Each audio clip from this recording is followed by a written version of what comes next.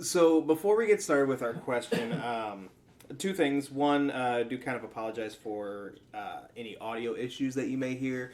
We're recording this in our hotel room at C2E2, and it's not our normal setup. Also, because we're in a hotel room at C2E2, I don't want to spend like all weekend editing. So this would not be the time to forget what words are or to go on a 5-minute F-bomb tirade, Lydia. I was gonna say, I feel attacked here. So, my question for tonight, what is, or I guess rather, who is your second favorite character from the Chicagoland area? I say second because we all know that our favorite character from the Chicagoland area is Matt. Aww. I'm definitely a character.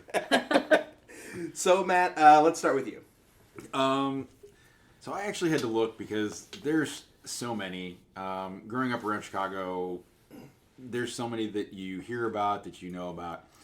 I had a hard time picking, but I had to narrow it down to two, so shoot me. Kevin McAllister from Home Alone, and Henry Rowan Gardner from Rookie of the Year. So Nice. Since we've got a special guest, Kevin, what about you?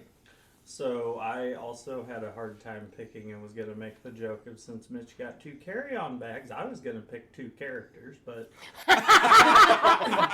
Matt already did the first one, which is Kevin McAllister. So my second one would be Johnny Blaze, because if you dig down deep, he's from Waukegan. Yep. I think's how you say it. Yep.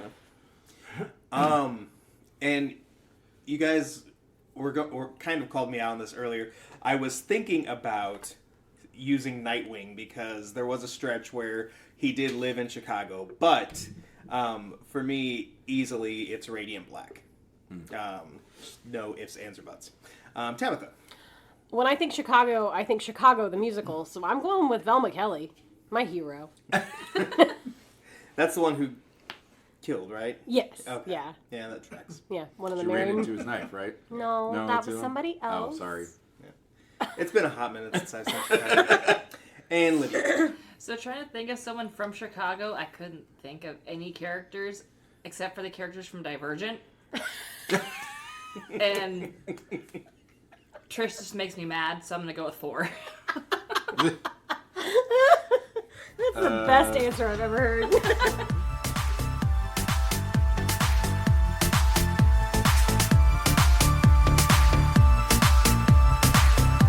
You're listening to The Geek Awakens with Mitch, Matt.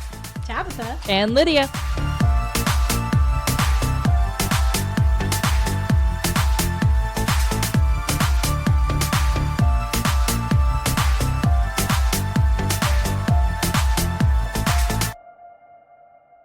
All right. So normally with Pre2E2, that's all we talk about.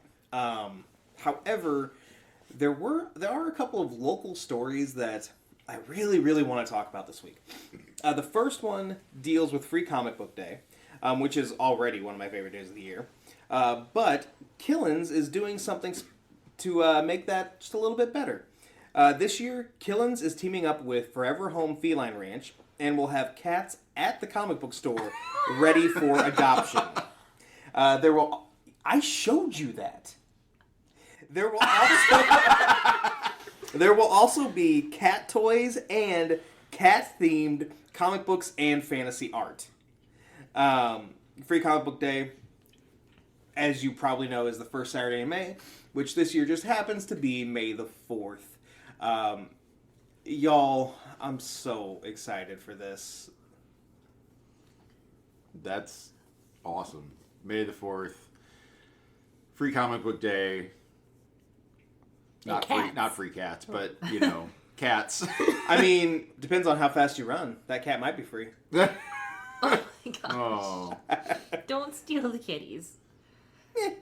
Also, who wants to home a cat for me because I can't have any more because they will kill Kevin and Kevin would kill me.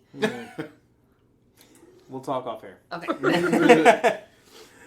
So speaking of May the 4th, Lincoln Library is celebrating appropriately. The library will have a Star Wars scavenger hunt, trivia, and a Build-A-Bot workshop. There will also be a screening of Return of the Jedi, and Darth Vader will be on hand for pictures. Star Wars Day goes from 10 a.m. to 5 p.m. on May the 4th. Also, speaking of Lincoln Library, their annual book sale is also set for May 18th from 9 a.m. to 3 p.m. So, yeah, if I manage to get the whole day off work, I want to do both of those things. That's really cool that what the library is doing. And plus, their book sale is a lot of fun, too. So speaking of books, let's open up the pull list. What's on our pull list this week? And we've got a bunch of books to talk about tonight. The first one is Deathstalker #1. It's out now from Vault. Written by Slash and Tim Seeley, with art by Jim Terry. So the cult classic character, Deathstalker, finds himself up against a cult that values virgins above anything else, a sorcerer who wants to save the world by any means necessary, and his ex, Princess Evie. Also, Vault just announced Barbaric versus Deathstalker. It's a one-shot coming in July. The comic is going to be written by Michael Morecki and Tim Seeley, with art by Nathan Gooden. And this will see the two heroes face off when a sorcerer brings them together. Deathstalker #1 was interesting. There was a little bit of, not necessarily spiciness, but there was a little bit of nudity that I was not expected. But that said, like, I liked the idea of this. I think that this is an ongoing, or at least a miniseries, so I'm invested enough to see where it goes. I am also very excited for this one-shot because Deathstalker and Barbaric do seem to kind of complement each other pretty well. So, but yeah, but this book, there were a couple of times where I had to go back and be like, wait, what happened? I'm confused. Okay, got it, move on. Tabitha, I know you said I had to give you a warning, but what are your thoughts? My thoughts are that next time there's going to be active peen on the page, that you just give us a quick heads up, because I'm really glad I wasn't reading this in public. To be fair, the peen wasn't active. Inactive peen. On page peen? Is that better? This felt like it was trying really hard to be high fantasy, but that whoever was writing it has never read high fantasy. Yeah. And it was like this crazy, like, medieval-esque world, and they were like, oh, and by the way, Princess Evie, like, no, whatever. And I got lost in the plot sauce a couple of times, so I like Barbaric enough to where I think I would read the crossover, but I would not continue on with just this. Matt, what about you? I'm definitely here for the one-shot crossover. I think that's going to be well worth the time and the effort. Also, I can't wait to hear Axe's, like, just comments, because they're gonna be ridiculous. As far as this one, I kind of have to agree with Tabitha that I feel like this was trying to be high fantasy, but also kind of be along the lines of Barbaric at the same time, which Barbaric is absolutely not high fantasy. It's tongue-in-cheek, and I think that was kind of what was trying to happen here. And I don't know. The plot is interesting enough that I would keep going with this, but I like the art, but I felt like story-wise, this first issue was a little convoluted, and a little lacking on, not focus, but like almost originality. So Next up is Everything Sucks, Noah's Millions. It's also out now from Silver Sprocket by Michael Sweater. Noah may hate his job at the sandwich shop, but it pays the bills. But that all changes when he finds a bag of money that a customer hid in the bathroom. They say money changes people, but does that hold true if the person is a foul-mouthed bird? Tabitha, let's start with you this time. I really enjoyed the art of this. it was juvenile, but like in a fun way. And the characters their banter was great. Like the story was intriguing because you had this like random like plot that never really got wrapped up about the the money or whatever. This reminds me of something, and I cannot remember what I was thinking of that it reminded me of when I was reading it. But I enjoyed it, and I would read another story. Matt, what about you? So I think art-wise, we did read something else. Yeah, this isn't the first Everything Sucks that we've read. Oh, Okay. it Yeah, reminds alright. me of itself then. Right. I guess I didn't realize that this was, I don't know, an ongoing series or that these were continuing characters. That was the thing, was like, it was a character that we had been introduced to before, and I don't remember the situation that Noah was in, but, like, I enjoy Noah as a character. I thought the situation that he was put in was entertaining. My only issue was that it basically was one giant plot hole. There was no real resolution. Like, I really enjoyed the scenes with his boss in the sandwich shop. He's like, "You're the worst employee I've ever had, but yeah, I'm the only employee you have." Like, so, sucks to be you. And I was like, it's kind of entertaining in that regard. I don't know. Art-wise, it was fun. I almost just wish that the story had been longer, so we had a little bit more, like, not necessarily even background, but, like, understanding of all the other things that had gone on. Yeah. No, I loved this. I was very glad that we were able to revisit this world. I love the relationship between Noah and his roommate / not a roommate, which I forget her name and I feel bad about it. Celia? Sella? Something like that. Yeah. But yeah, their banter is phenomenal. I really like everything about this book. It clearly does not take itself seriously. Yeah, I love it. I love it. Next up is Rick and Morty, Kingdom Balls, out now from Oni Press, written by Josh Trujilo and Ryan Little, with art by Jarrett Williams. Rick thought that he left the life of dream balls behind him. When he gets a distress call, it's up to him, Morty, and unfortunately Jerry to travel to dangerous new worlds to save someone from Rick's past. So, at least by the cover, this seems to be a parody of Kingdom Hearts. I've not played the game, so like I don't know if it actually is or not. I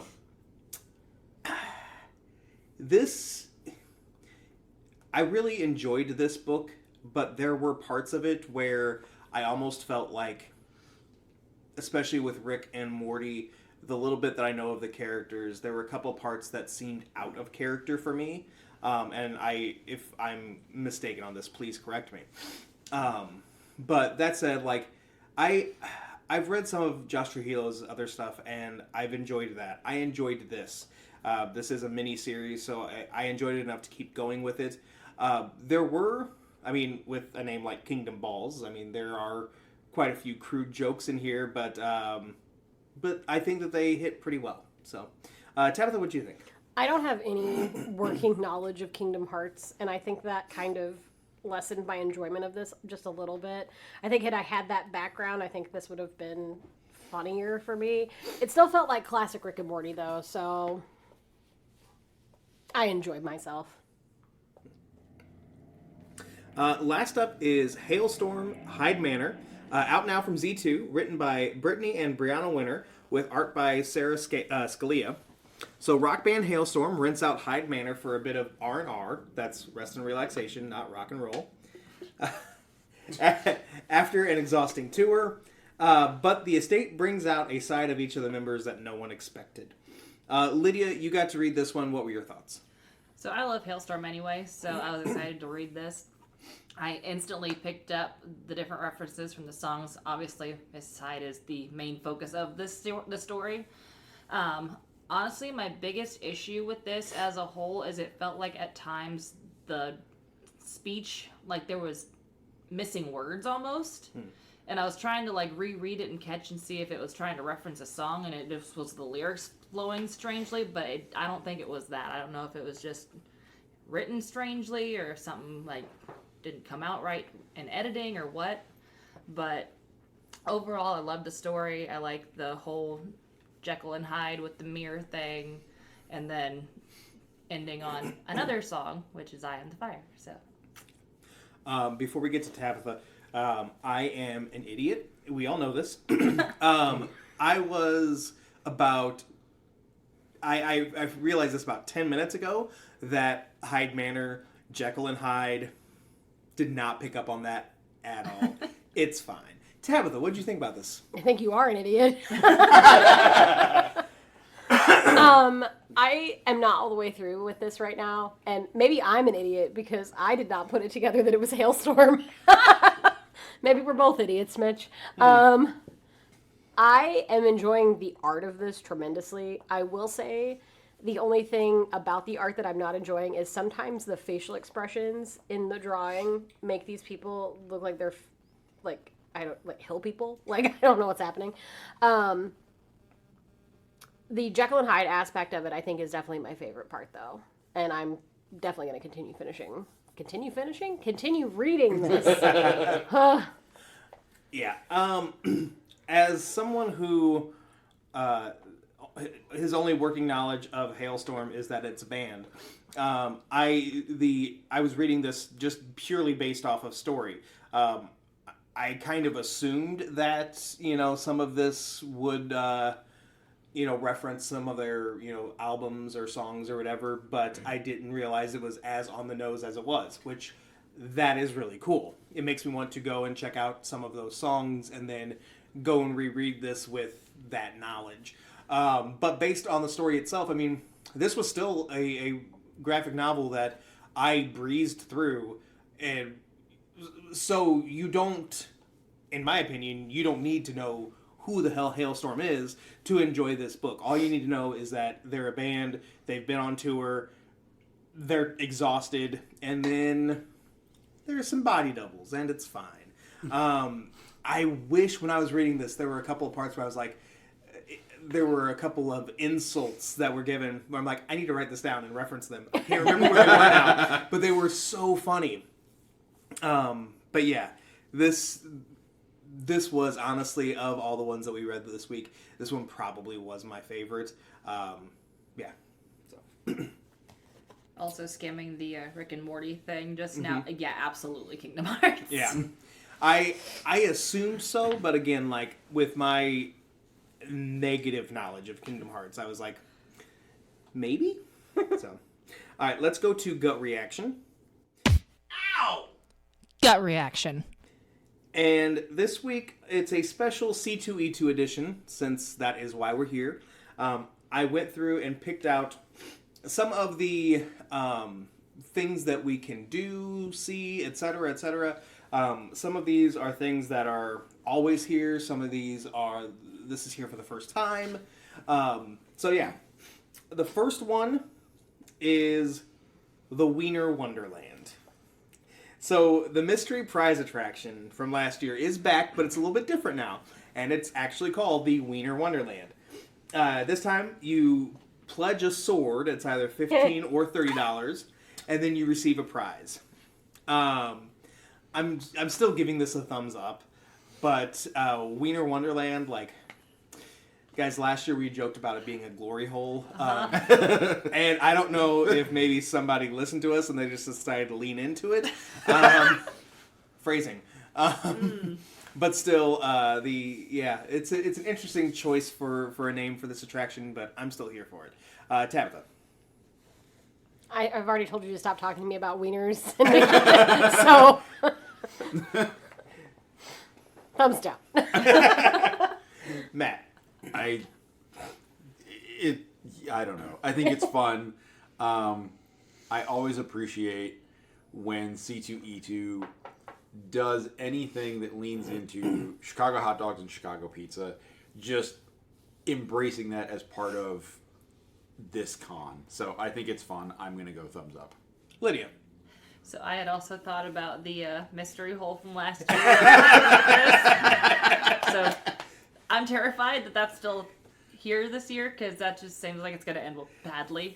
Also, I'm wondering if this was the plan the whole time, or if they decided last minute to switch their design choice because of the whole Willie's chocolate, whatever. Oh yeah, Yeah, I don't know. maybe. I don't know. Thumb sideways. Kevin. I'd go thumbs up because I mean it's fun marketing. I'd be and not having any knowledge of it aside from what we did last year. I'd be interested to see how the prizes are themed. Next up is the C2E2 prom. This is something that we talked about a few weeks ago. This is going on tomorrow night. Yeah, I mean, it's exactly what it sounds like. Tabitha. Yeah, I'm here for the prom thing. I think it's a great way for people who maybe didn't get to experience prom or didn't get to experience prom in like a nerdy kind of way to experience prom. Thumbs up. Matt. Oh, I might actually get to enjoy prom this time. Oh. Oh, but I don't know. Geeks, alcohol, prom. This should be a lot of fun. Thumbs up. Lydia. I'm not gonna lie, I was wandering Goodwill and looking at like all the random prom dresses. Maybe no, it's fine. So it still sounds like fun though. So thumbs up. Kevin. Thumbs up sounds much more enjoyable than my last one because my high school prom was a tractor ride to the local McDonald's.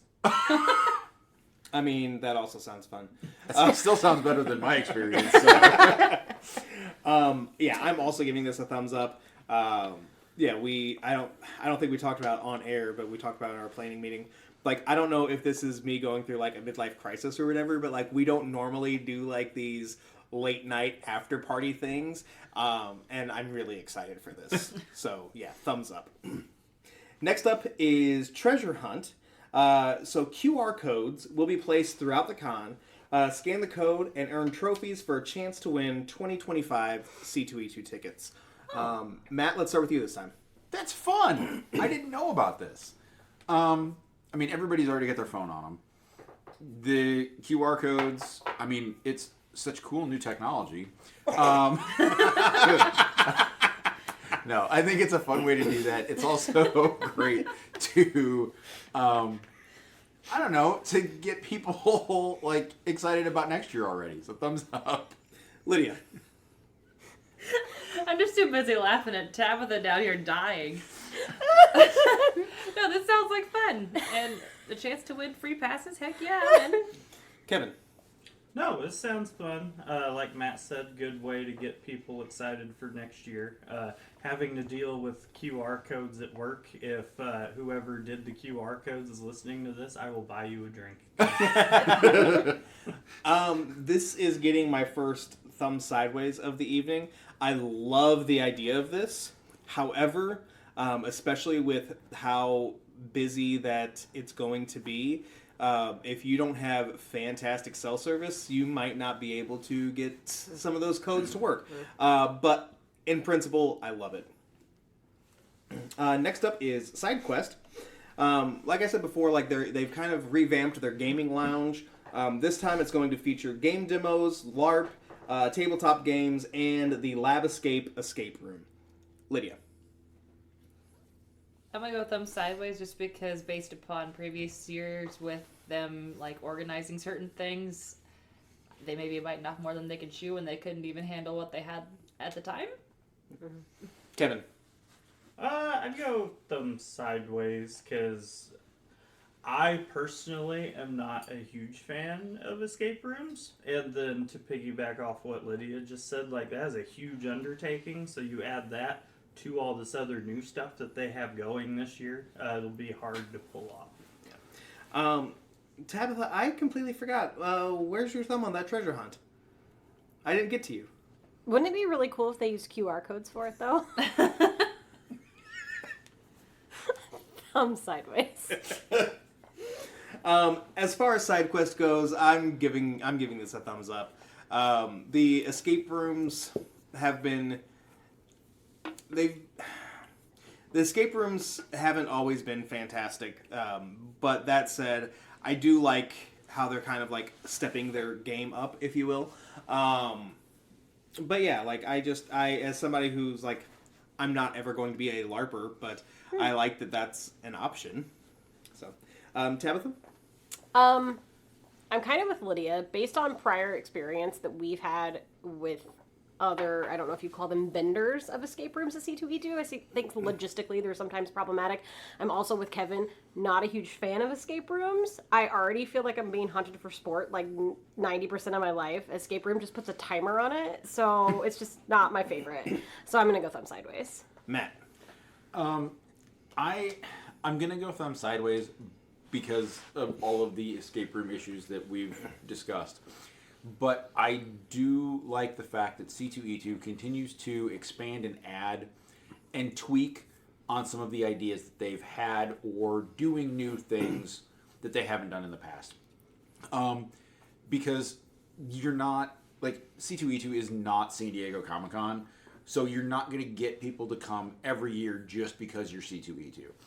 So expanding, doing new things, trying new things, learning from what may or may not have happened in the past, I think that's a huge bonus, and I think that's the kind of thing that will continue to bring people to the con year after year. So I'm only going thumb sideways because of the issues with the escape room, but otherwise I think the idea of SideQuest is a good idea. New this year is the Pride Lounge. So with some help from the Chicago Metropolitan Sports Association, the Pride Lounge has both PC and console gaming lounges, an art lounge, and the LGBTQ showcase featuring art from creators in Artist Alley. Kevin, we'll start with you this round. I would say thumbs up. I didn't know that was going to be there, but that sounds like a really cool thing, and also, good representation. Yeah, 1,000% here for this. This sounds amazing. Definite thumbs up. Yeah, just I kind of go back to, like, especially when I was first, kind of like coming to C2E2 and everything like that, and like I would see like these, LGBTQ artists, and like awkwardly like kind of avoid them because like, oh, I didn't want anybody to see me at the booths or whatever. But now seeing this, like, I'm definitely here for this, and I definitely want to see like some of these art or some of this art. These art Artists. Tabitha. Thumbs up. Matt. Kind of like my last point about things that they are learning from and doing and expanding on from year to year. I think this is one of those aspects. They're expanding on it. They're learning from what worked and what didn't work in the past. And I think this is something that worked. And again, they're expanding. So thumbs up. Absolutely. Lydia. I don't have anything to add. Thumbs up. Next up, peopling. Yeah. There's gonna be a lot of people here this weekend. As at least as when I was making notes, 3-day, Saturday, and Kids Sunday passes are all sold out. Kids Saturday passes are also sold out. Okay. And yeah, the other days have pretty low quantity. Giving this a thumb sideways. On the one hand, huge props to C2E2. I know, like, 4 years ago, we were wondering, are conventions ever going to be the same again? And seeing this weekend, yeah, they are. they are back to normal and then some. But at the same time, as somebody who likes his personal space, this is about the most personal space that we're going to get all weekend, guys. I hope you're here for it. Tabitha.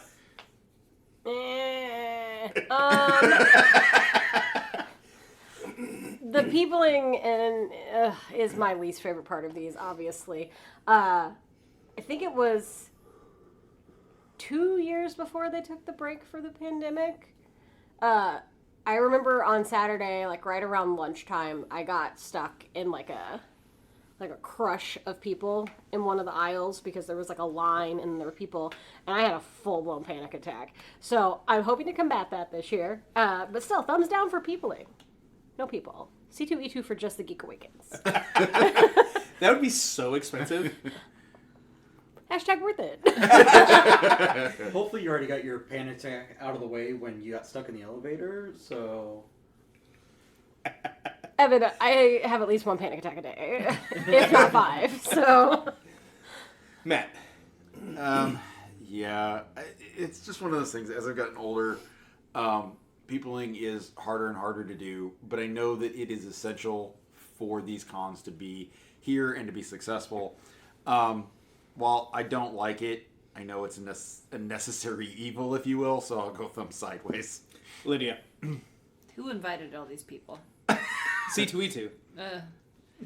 Yeah, I'm not looking forward to the enormous crowds that are going to be here, because I also remember a couple years ago trying to walk through Artist Alley and literally being shoulder to shoulder with people and also having a panic attack. So again, not looking forward to that. So thumbs down. No peopling. Go away. Kevin. Well, being the resident extrovert, I feel like I gotta go thumbs up. But no, because it's like you said, Mitch. It's nice to know that we are back to like pre-COVID atmosphere at the conventions and things. And the thing that's always nice for me is walking into the room. You know that you've already got at least one thing in common with the hundreds and hundreds of people who come to these things. So no, definite thumbs up, and I hope that we brought enough business cards for me. Ooh. Next up is Funko. This was one of the first things that we learned about with C2E2 this year. Funko has their own booth. They are officially represented at C2E2 this year. They've got some exclusives. I wish that they had some other exclusives, like some Chicago-centric ones, but it is what it is. But yeah, so Tabitha, we'll start with you this time. I think I have house projects that I would like to do this year, so I'm going to go thumb sideways. I'm scared about what those house projects are. Matt. They are probably weeding out some of the Funkos that are still in our house. No, they're just like renovations that I would like to do with the money that can be spent on the Funko Pops. I'm going to go thumb sideways because I'm super excited that they're actually here and represented at C2E2, which we've been wondering about for, I don't know, forever. But I'm with Mitch that I do wish that some of the exclusives that were for the con felt a little bit more, I don't know, special or personalized for C2E2. But yeah, thumb sideways. Lydia. Yeah, I'm also going to go thumb sideways for a couple of reasons. Because one, it's cool that they're here, but I feel like people are going to flock to it like ridiculously. So all that peopling we were just talking about, all those people are going to be there. And then on top of that, yeah, the fact that they don't have like a pizza pop or something like that for C2E2 is a little bit sad. Yeah. Kevin. Thumb sideways, not much more to add other than it would be really cool if Matt and Tabitha redid their backsplash or their kitchen with like mosaic. We could do that. Don't give him any ideas, Kevin. Yeah, I'm still giving this a thumbs up, even though, like I said, I wish that they had, like some Chicago specific pops. Like, I think for New York Comic Con a few years ago, they had a pizza rat. Yep. Yeah, so, like, they could have done something like that. But I digress. This is still going to be cool. There are still a couple of pops that I want. The one downside is, in a couple of the C2E2 groups that I'm in on Facebook, I see a lot of people already, like, trying to, like, resell the pops that they get. And, of course, it's going to be for an exorbitant amount. And I'm not here for that. But otherwise, I'm excited to see what the setup looks like. Next up is the Alamo Drafthouse. So Alamo Drafthouse is sponsoring C2E2's After Dark programming this year. They will also have a couple of events. Movie trivia on Friday night and a special anniversary screening of 1999's The Matrix on Saturday. I did the math. The Matrix is 25 years old. Go ahead and get your walkers. Matt, we'll start with you this time. This is another addition to C2E2, like Funko, that I think has been a long time coming. I think it's awesome that they're here and they're supporting and they're doing events, especially with Alamo Drafthouse doing the After Dark type stuff. I think it's on par for them and it's great, so thumbs up. Lydia. Overall, thumbs up, because it is cool that they're involved and they're helping out with this stuff, but also, people, and no thank you. Kevin. Thumbs up. I mean, it sounds like it'll be a cool program, and who doesn't like The Matrix? I've never seen The Matrix. Me either. What? Yeah. Oh my god. I'm giving this a thumbs up. Don't shake your head at me. You should know this by now. Lydia, I have a feeling that we're going to be forced into that screening. I have an idea. I just gave you that idea. No, it's a different idea. I feel like we should be afraid. Yeah, You just a should. smidge. But yeah, I'm still. This is really exciting. I'm here for it. Alamo Draft House does kind of seem like it's right up the C2E2's alley, or C2E2 is right up Almo's alley. I don't know. Somebody's up somebody's alley. Oh, no. No. Tabitha. Did anybody bring my bell? No, we even forgot the little one that's the keychain size. I bought one specifically for that's. Damn it! That's fine. Ring, ring, ring, ring, ring. Thumb sideways. Mitch ruined it. That's nothing new. All right. Everybody comes. I shouldn't say everybody, but a lot of people come to C2E2 for the guest list. There have been some high-profile cancellations this year, but the lineup still includes Jay and Silent Bob, Mighty Morphin Power Rangers, Amy Jo Johnson, and David Yost, Christopher Lloyd, not Lord, Lars Mikkelsen, Mads Mikkelsen. Are they related? I meant to look that up because I Yes. asked him the same Okay. I thing. want to say yeah, but Okay, because that's a weird last name to just be like, Hey, friend. right. Also, Ted Lasso's Christo Fernandez and Phil Dunster, as well as Rick and Morty's Chris Parnell, Harry Belden, Ian Cardoni, and Spencer Grammer. Lydia, let's start with you this time. Overall, I'm excited. There's been some good names, so I don't really have anything else to add. Kevin.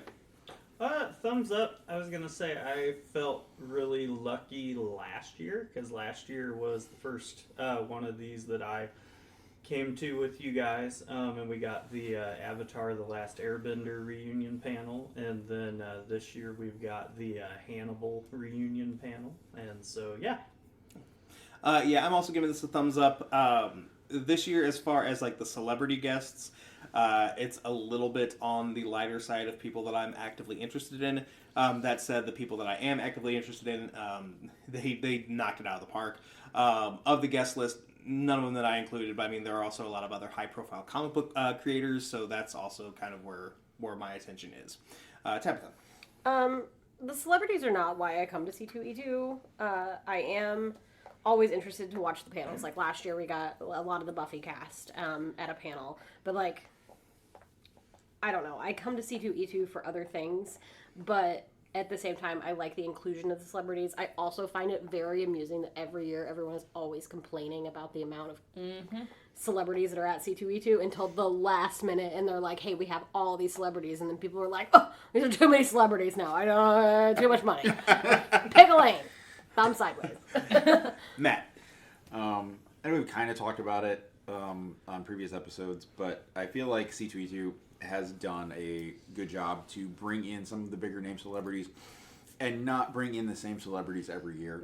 I know they've had some cancellations, but at the same time, like, even with those cancellations, obviously it's not a fan expo type of lineup for celebrities, but you do still have some solid, some big names.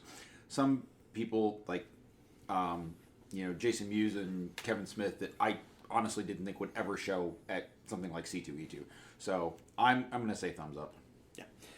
The last thing for this special edition, the C2E2 letters, something that is iconic with C2E2. There's nothing new about them. Just here. I just want to know your opinions on them. And we're gonna start this round with Kevin. The big red letters. Yeah, I know what you're talking about. Okay. They're effing letters. Like them. Like they work for marketing purposes and whatnot. I mean, yes, I'm giving this a thumbs up. I feel embarrassed now. But no, I mean, it's kind of like an iconic part of the convention. Much like the carpet that went away, and people were all upset about the carpet. Yeah. But I mean, would you like the letters to become like the butter cow at the state fair? starts I do not spinning. want butter letters. What if they're made out of like pizza for Chicago? Pizza letters? I feel like those would start to smell after a Yeah. couple days. Yeah. It would be really cool if like a different artist got to like paint the letters each Yes. year. That So would it was be like, cool. ooh, this one's by this artist. Speak to the marketing team, Evan. I think that's a great idea. Okay. Tabitha. I mean, they're big red letters. They're big and they're red in their letters. Thumbs up. Matt. I don't know. They are iconic. It is just one of those things that you expect to see at the show anymore. Like, it's just part of walking in the doors to C2E2. So, I don't know. I guess thumbs up for knowing what works and keeping with it. So, Lydia. I feel like it is one of those things that if they did not have them, people would riot. And I also like consistency. So, thumbs up. All right, so last thing that we're going to talk about is just like, I feel like we've mentioned this or kind of talked about this before while things were still kind of ramping up. But now that we're here, what are you most excited for C2E2? For me, hands down, it's the actors from Ted Lasso. That show, super important to me, like, and especially Phil Dunster, his character arc, his character work, all that kind of stuff was a really big part of it. So yeah, I'm excited to see both of them. Tabitha. So, I am enjoying the inclusion of the last few years of more bookish things at C2E2. Not just like, Anderson showing up, but just more authors in general. I feel like that's expanded a lot over, I don't know, the last 3 or 4 years. And this year's inclusion of Brandon Sanderson, which is huge. I'm very excited, even if, we do the panel and we ended up with an autograph signing. He's quickly becoming one of my favorite fantasy authors, and I'm very excited to just experience Brandon Sanderson live and in public. Matt. I'm going to second the Brandon Sanderson, but apart from that, I know that when we review comics, one of the things that has come to light as of recently is we're getting a lot of horror comics, and that seems like horror books and comics in general are making a resurgence, if you will, and there's a lot of that in the con this year. There's a lot of those comic book artists, there's a lot of the authors, there are a lot of panels about that kind of stuff, and it's something I'm really into, so I'm excited to see that and how that all plays out. So just thumbs up for that. Lydia. I've got a couple things, because one is that me and Kevin are cosplaying this year, and I haven't got to, actually cosplay, and I don't know how long. Granted, this isn't, top-notch costuming here, but it's fun to get to do something again, so I'm excited for that. And then I am also really excited for the Hannibal panel, because that is a show that Kevin likes to pick on me for, because I don't pay attention to anything when it comes to TV and movies. My attention span is 0. And we binge watched the first season in a week. So She converted. She's the Fannibal now. don't like Is that what they're called? Yeah. Don't like that. I love I that. kind of like that, yeah. I feel like we should have done God. something with the Pannibal, though. Yeah. Anyway, really excited about that. And lastly, Kevin. No, so I am super excited to not only meet Mads Mikkelsen and Hugh Dancy, but I am really excited for the Fannibal reunion panel. Now I'm just going to say it. But no, the biggest reason why I am excited for it, though, is Mads did an interview about 2 weeks ago, and he made it sound like Brian Fuller was reigniting trying to get season 4 of Hannibal a home. So, complete speculation on my part, but I will probably die if during the panel that they mentioned that they found a home for season 4 finally. Kevin, we'll put your corpse in the carry-on of... We'll put you on ice till we can get you home, and then we'll give you a proper Hannibal funeral, and we will make dinner out of you. We'll put you in the ice machine. Got to say, we won't have to go to Fatpour now. Oh my god, yeah. Right. All right, so all that said, we're here. We're very excited for C2E2, but we've also got some games to play and probably some sleep to get. This will probably be the most sleep that we get all weekend. Yeah. It's fine. So, I don't know, guys. Say bye, maybe? Bye, baby.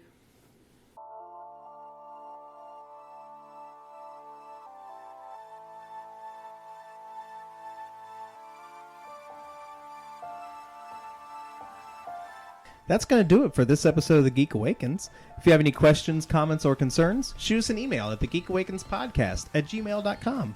It would be a shame if you didn't follow us on Facebook and Instagram at the Geek Awakens Podcast or on Twitter at Geek Awakens. Theme music created and produced by E. Cannon Beats. Our logo was designed by Shay McCain. Thanks for listening. We'll catch you next time. We're boldly gone.